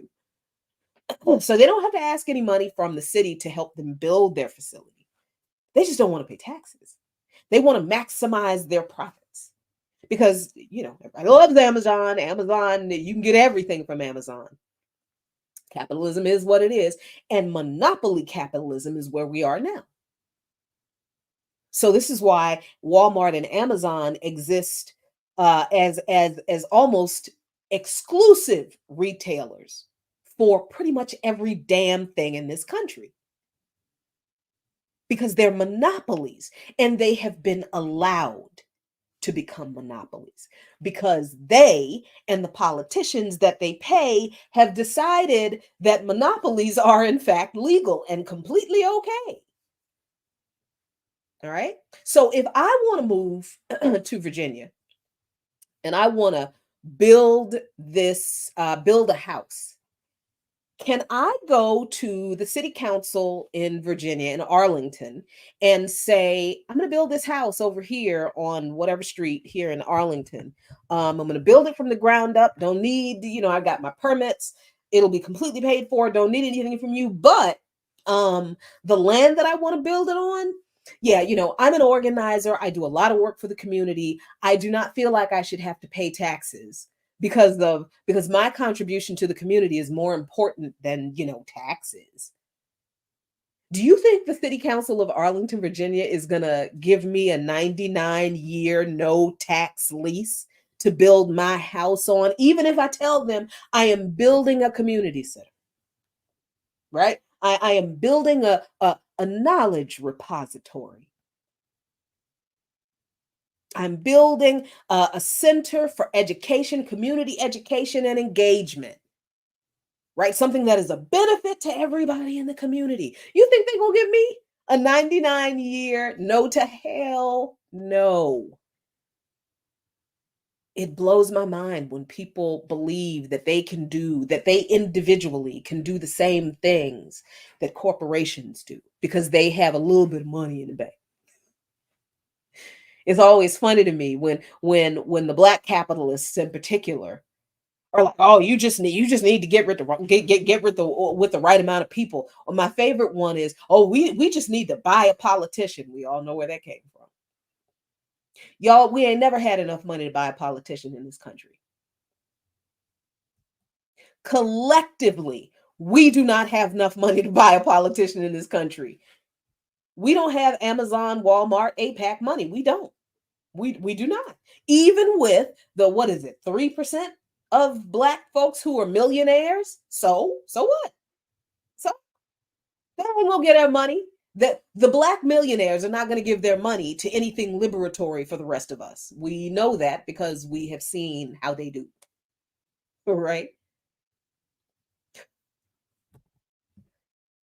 Ugh. All right. He went on to say that if the theft is illegal, the thief can fight it out in court with excellent chances to win if he receives the accolade of the right newspapers. Gambling in home, church, and on the stock market is increasing and all prices are rising. It costs 3 times his salary to elect a senator and many millions to elect a president. This was in 1956. How obscene is it, y'all, that you and I can't afford health insurance? Like, we can barely afford our rent and our mortgage. Can't afford college. But Vice President Kamala Harris is running for president, raising tens of billions of dollars. Tens of billions of dollars to win an election. And that's mostly for advertising, and paying her staff. But tens of billions of dollars that people all of a sudden just had. Like, where was all this money? You know where I'm going. You know where I'm going. Where was all this money? How come those people couldn't have given that the last fundraiser she had, where I think she raised like $54 billion or some ridiculous amount of money? Like, what? Y'all couldn't send that money to the people who suffered from Hurricane Helene? You couldn't. You didn't have that money then. You only had it when Kamala Harris came calling. Is that it? Where was all of this billions of dollars when your friends and my friends were getting evicted during COVID? What about when SNAP benefits were cut? Under Biden, by the way. Not under Trump's mismanagement, under Biden's COVID policy. When the SNAP benefits got cut.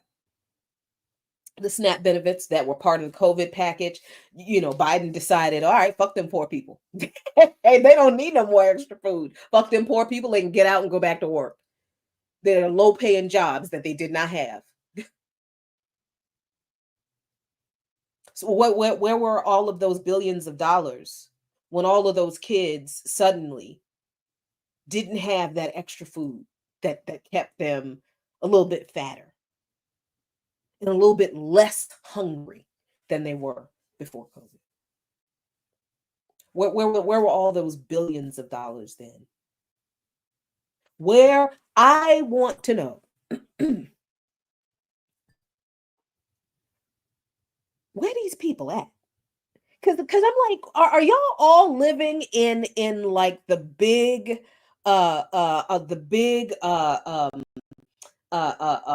filthy, stinking rich people enclave in this country that we all don't know about? Because otherwise, I kind of feel like y'all are all over the place. So y'all live near people who are suffering. And instead of helping those people directly because you have the fucking means, you wait, keep your money, and give it to a politician who is taking our tax dollars and using it to give weapons to the Zionist apartheid entity that is slaughtering Palestinians and now Lebanese. You waited to keep your money while people were being evicted, while people were dying for lack of health insurance, while people were filing bankruptcy because of student loan debt they couldn't pay. You decided to keep all your money to give it to Kamala Harris instead of helping people that you see every damn day. I am reminded of a Bible verse. It's actually one of my favorite Bible verses. It says, how can you say you love God whom you have never seen, but you don't love your brother? You hate your brother who you see every day. That's in the book. This is what I wonder about these people. I know it's a small thing, but I really do wonder, like, how many psychopaths are we living? Like, how many genocidal maniacs are actually living around us? Because you know what? I learned during my punk years. I remember somebody actually telling me this because we went to a show and there were a couple of Nazi punks there and they were causing trouble. And the band, which was 7 Seconds, I love 7 Seconds. Kevin Seconds was gorgeous. But anyway, 7 Seconds was playing and the Nazi punks come in and I'm like one of 3 black people there at the 930 club. So I'm like, uh-oh. This is not good. And my friend with me, they were like, no. We don't run when these motherfuckers come around. And I think this was probably my first punk show. Like by myself without my ex-boyfriend. So it was 7 Seconds and I think Government Issue. And I can't remember the third band. It was usually 3 bands, but it was a great show. But anyway, the Nazi punks show up. It was like 6 or 7 of them. They come in, they're going to, cause trouble or whatever. I'm like, oh, I think we need to go. And my friends, he was like, fuck that. We don't run when these people come around. So then 7 Seconds is playing. They see them come in and they decide, what the fuck is this? And literally, the band stops playing. And 7 Seconds is on the mic and he is like, who let the fucking Nazi punks into my show? And everybody who did not know the Nazi punks were there knew the Nazi punks were there. And then everybody chased the Nazi punks out of the show. When was this, Sweary Fairy? This was like 1989, 1990. This was not too long after I graduated high school. This was the heyday of punk. We did not tolerate racists. We did not. And I'm wondering how we went from a society that had at least one subculture, and I know there were plenty of others, that had very clear lines on not tolerating the abuse of other human beings writ large.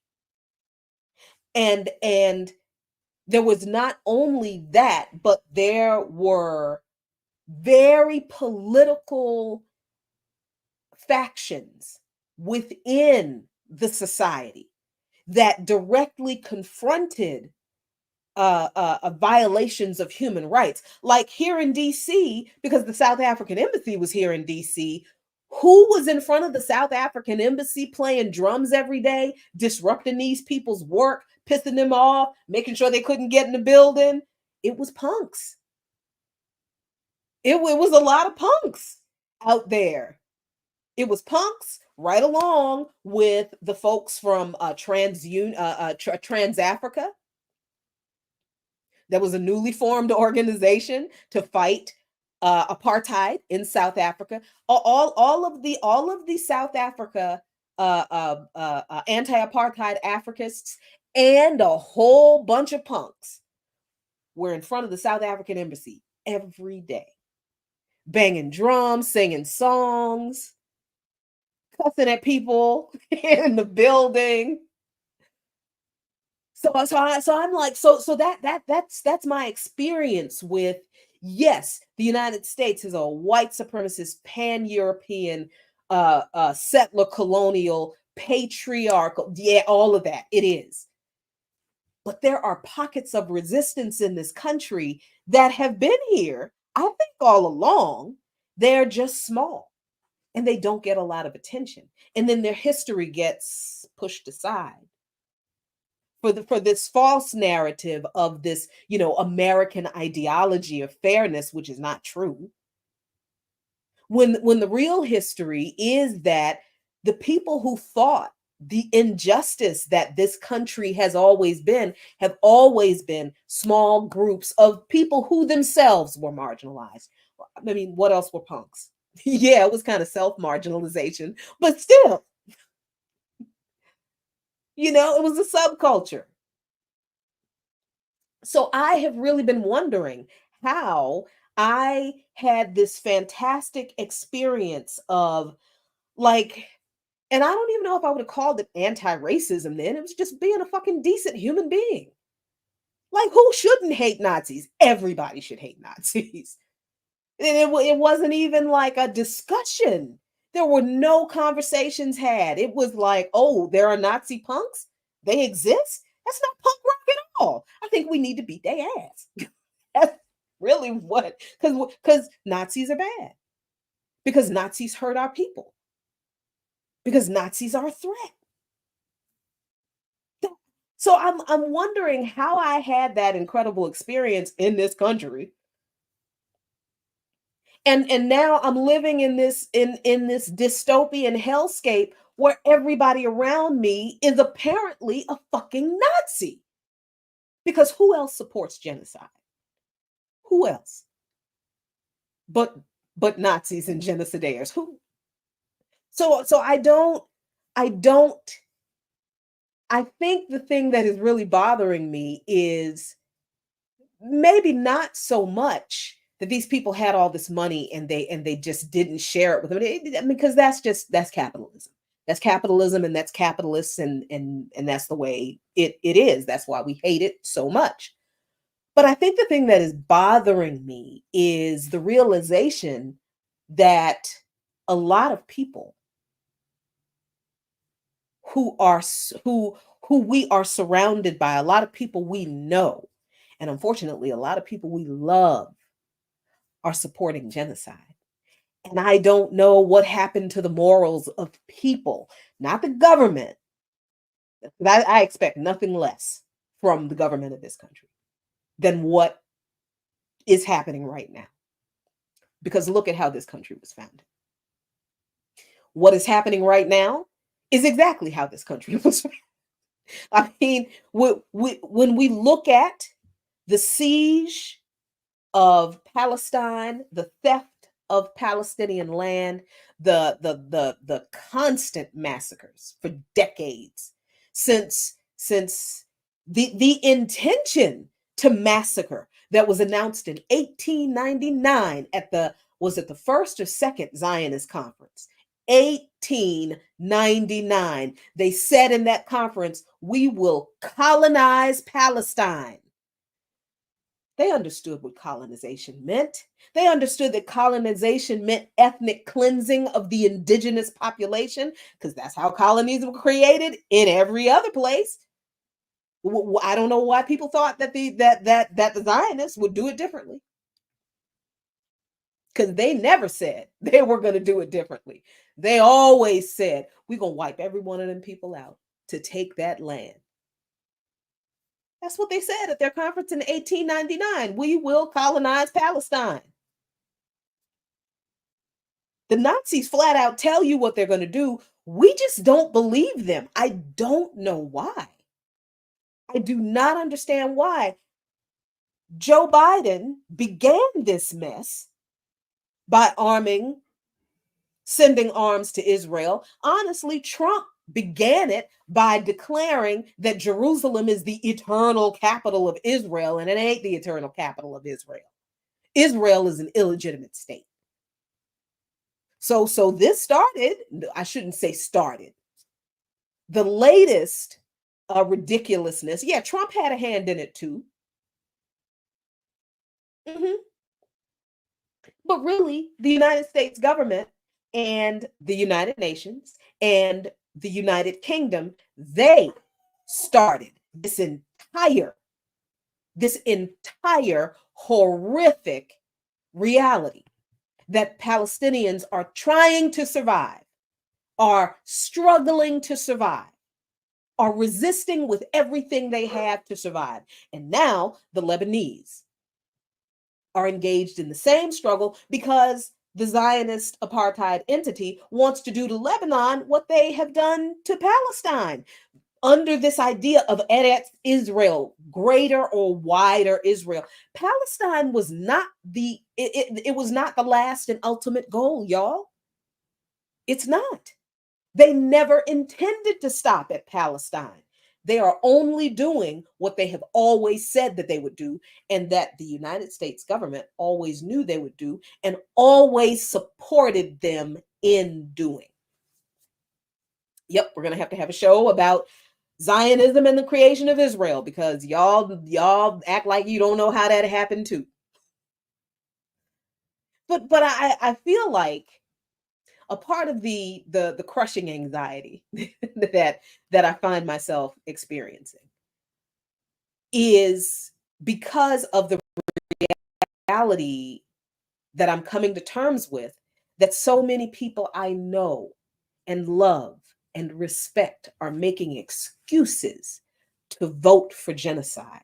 And a part of that calculus that they're using to excuse them voting for genocide is that if they vote for a presidential candidate who is anti-genocide, who is against genocide, who would stop this genocide, they believe that they will be spoilers, and that if they vote for a third party, then Trump will actually win.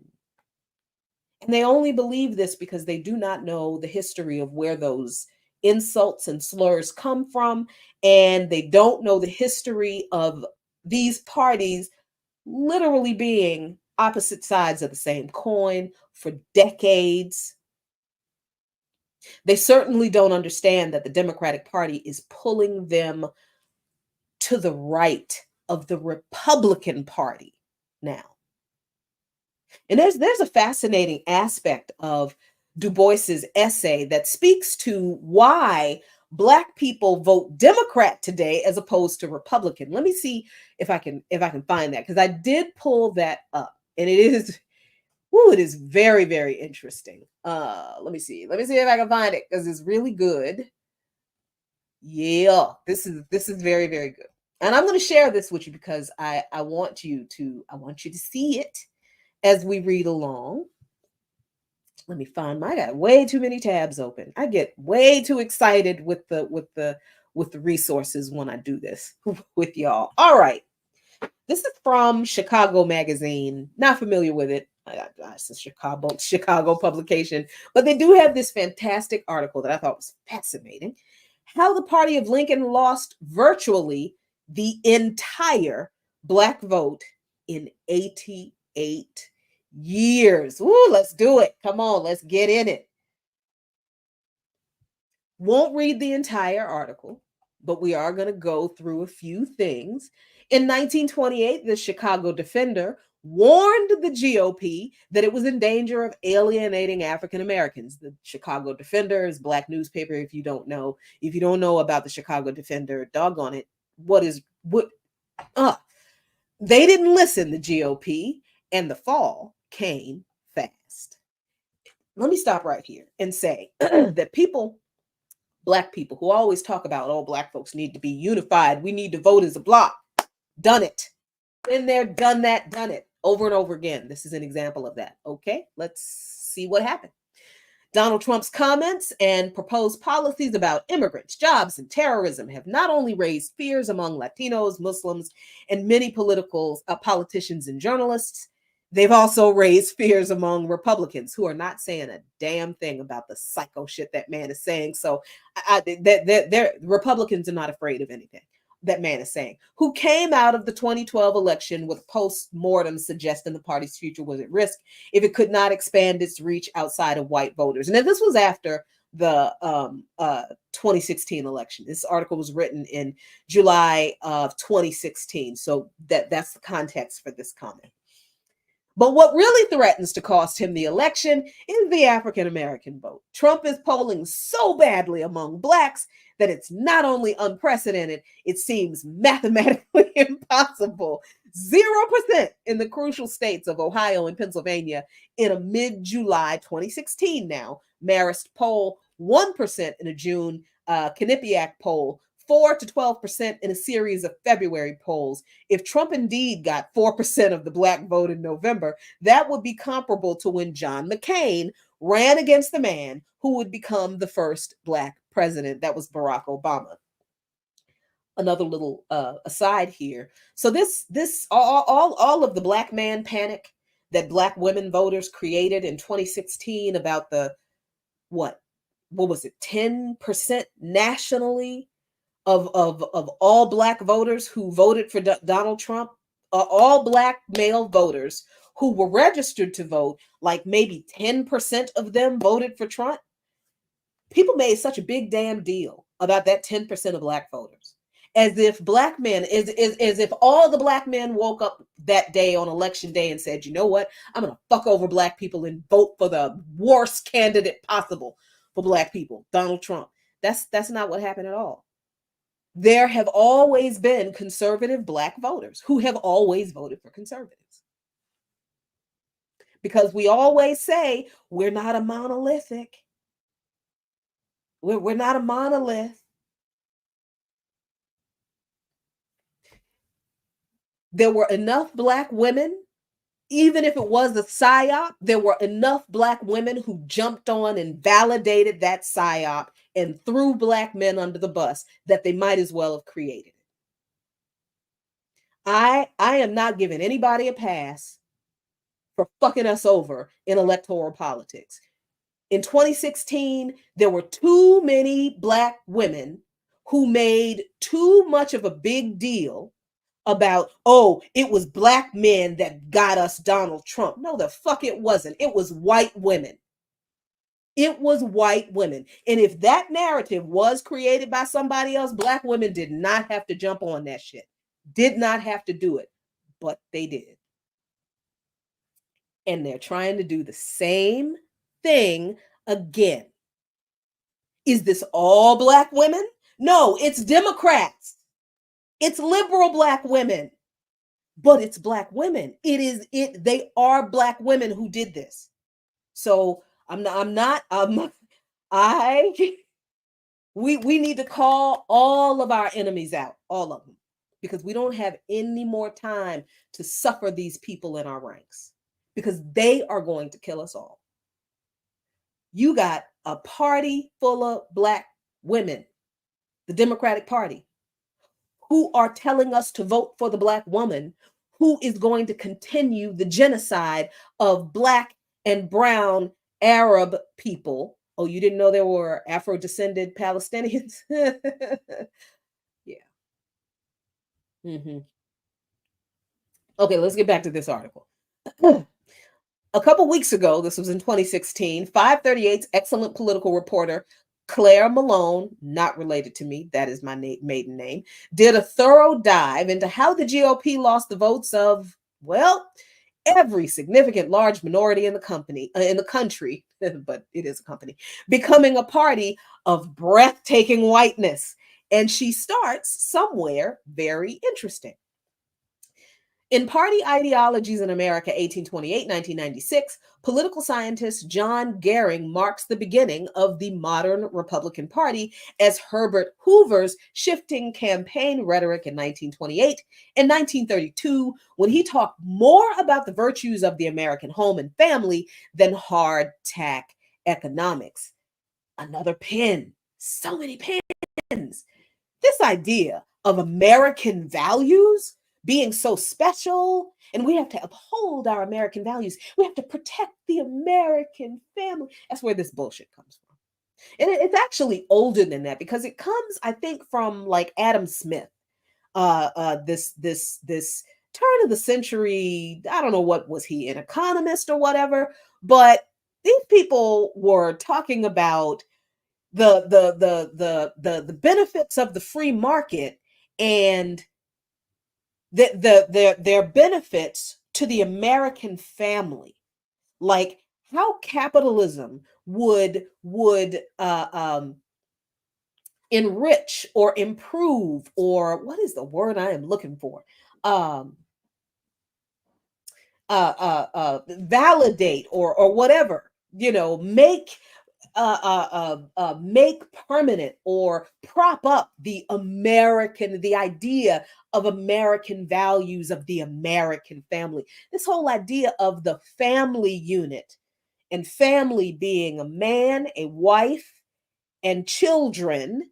The children have no autonomous rights. They belong to the parents, and the mother really doesn't have any rights that are outside of the purview of the husband.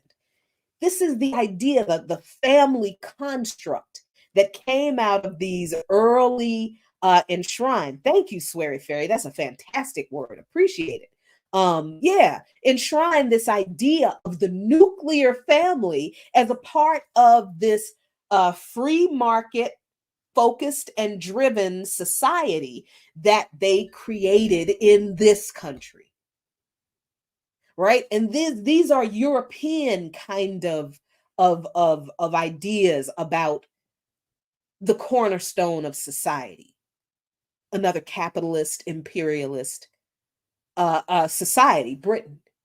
Yeah, that's where these ideas kind of came from. And it would follow that these ideas would be propagated here, because where do people who settled this joint come from? Where they come from? Where did the settlers come from that stole the land and slaughtered the indigenous here? Britain. And the colonized, imprisoned, and oppressed Irish. The Irish who were here were prisoners of the British, who had colonized, oppressed, and criminalized the Irish for rising up against the oppression of the British. That whole potato famine thing, it wasn't a famine. They starved those people. The British stole the food from Irish farmers. They literally stole the food from Irish farmers. The British did during their occupation. And that created a famine that killed hundreds of thousands of Irish. Right?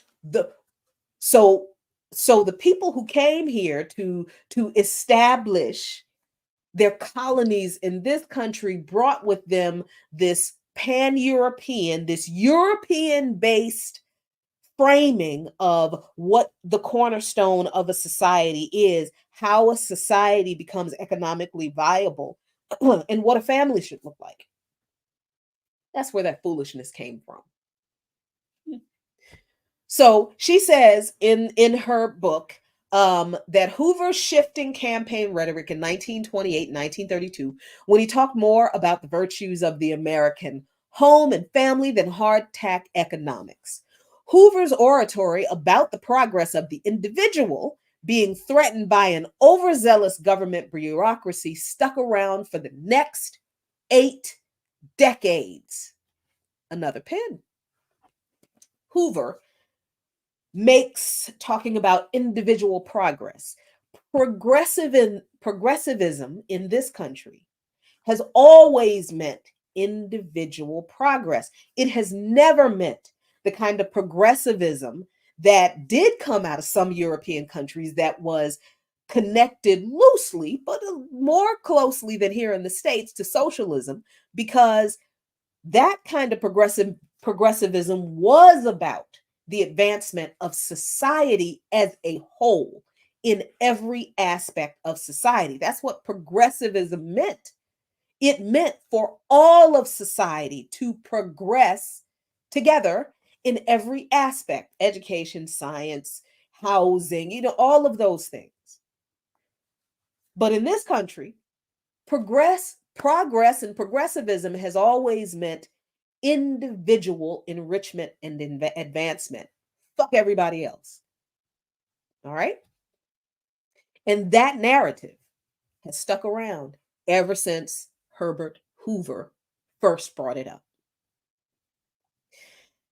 So they say in this article, but this article that this person wrote, this Claire Malone wrote, is missing something significant. Something I learned when I interviewed Ethan McKelly about his epic history, The Defender, the Chicago Defender, how the legendary Black newspaper changed America.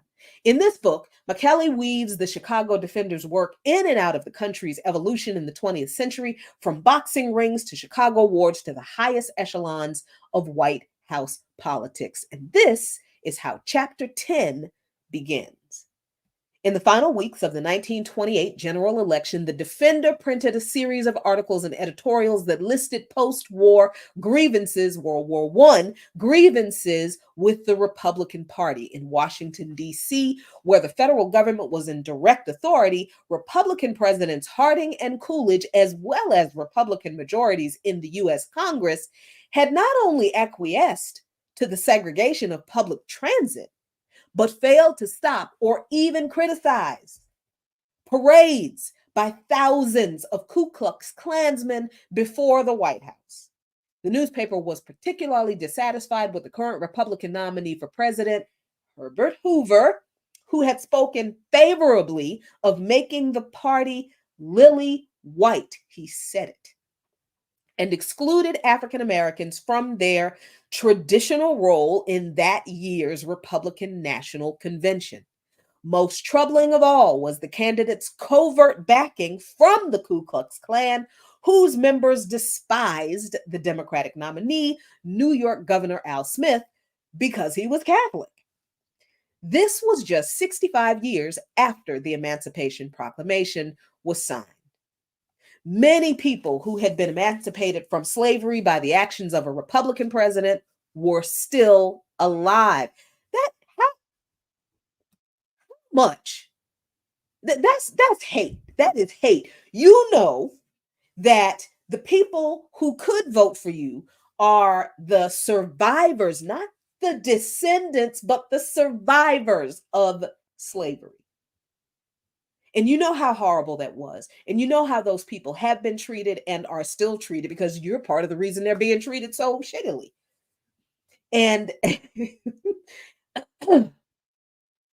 and despite courting those people for those votes, you decide you just would love, fuck them. I want this party lily white. I do not want this party to do anything for those people anymore.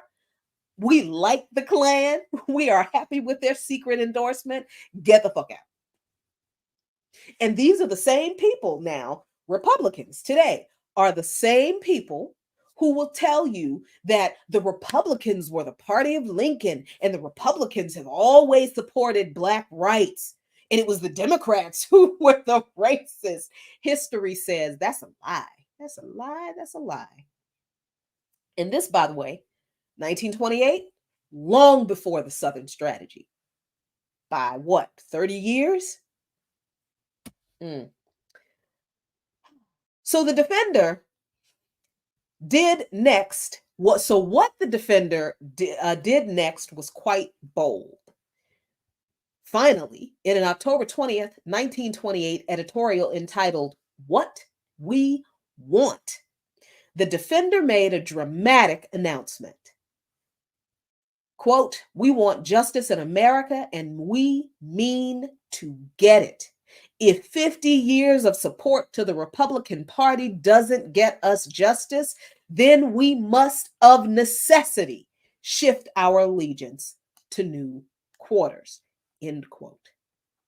It was the first time the Defender had failed to endorse the Republican presidential candidate since 1912.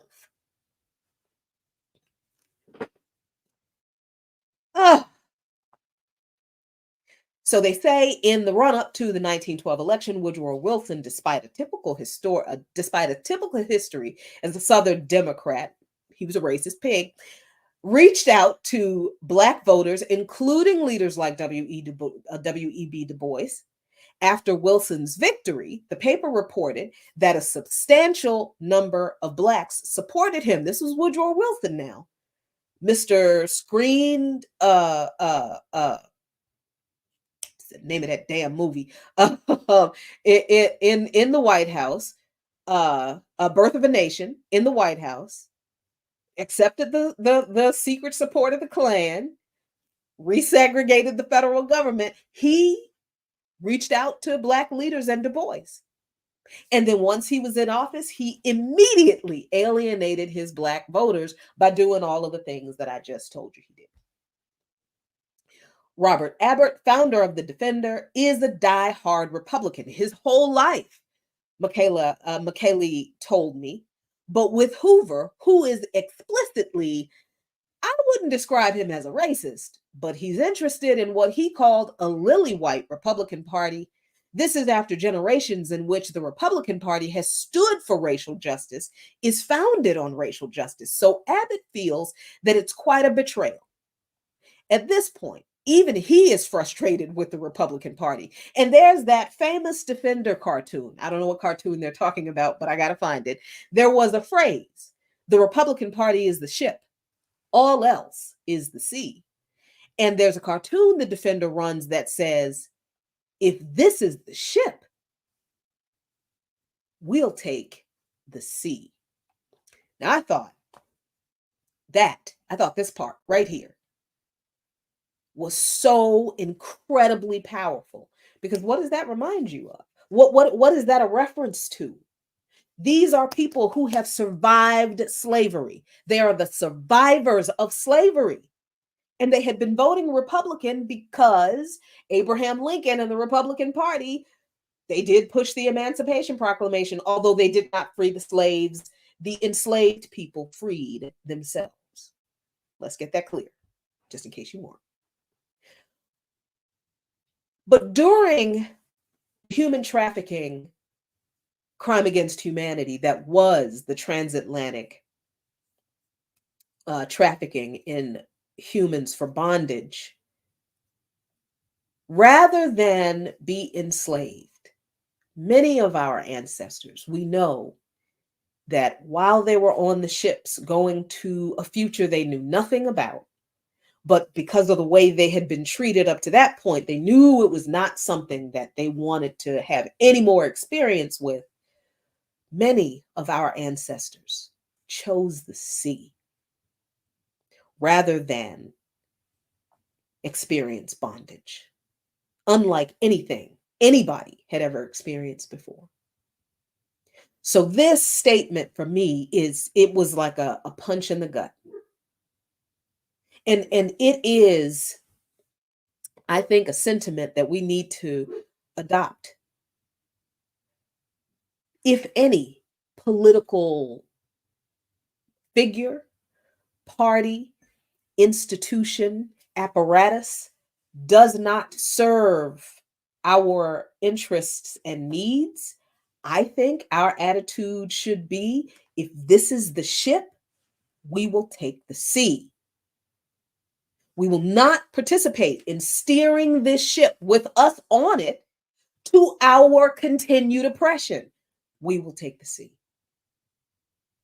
And this doesn't mean we go off and commit mass suicide. That's not what I'm saying.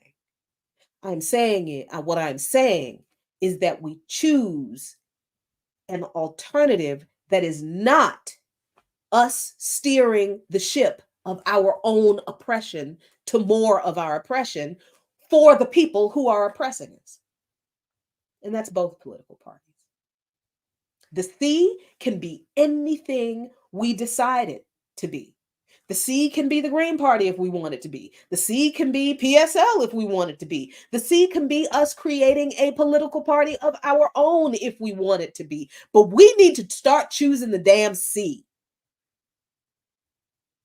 And we need to stop choosing the sea creatures in the Republican and the Democratic Party, who only come from out of the depths every 4 years to lie to us and then gobble us the fuck up when they get elected and spit us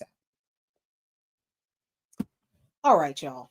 I am going to drop these links to these articles in the video description for this when it's finished processing, so you can read all of these articles in your leisure, whenever you have time. And thanks for watching. Thanks for listening. Someone asked if I have a Patreon. I do. I will drop the link to the Patreon, to my Patreon, into the chat. That is not me. Oh, that's interesting. What home is that? I don't know. And, oh, that's interesting. There it is. Okay. That's weird. That was very weird. Okay, here it is.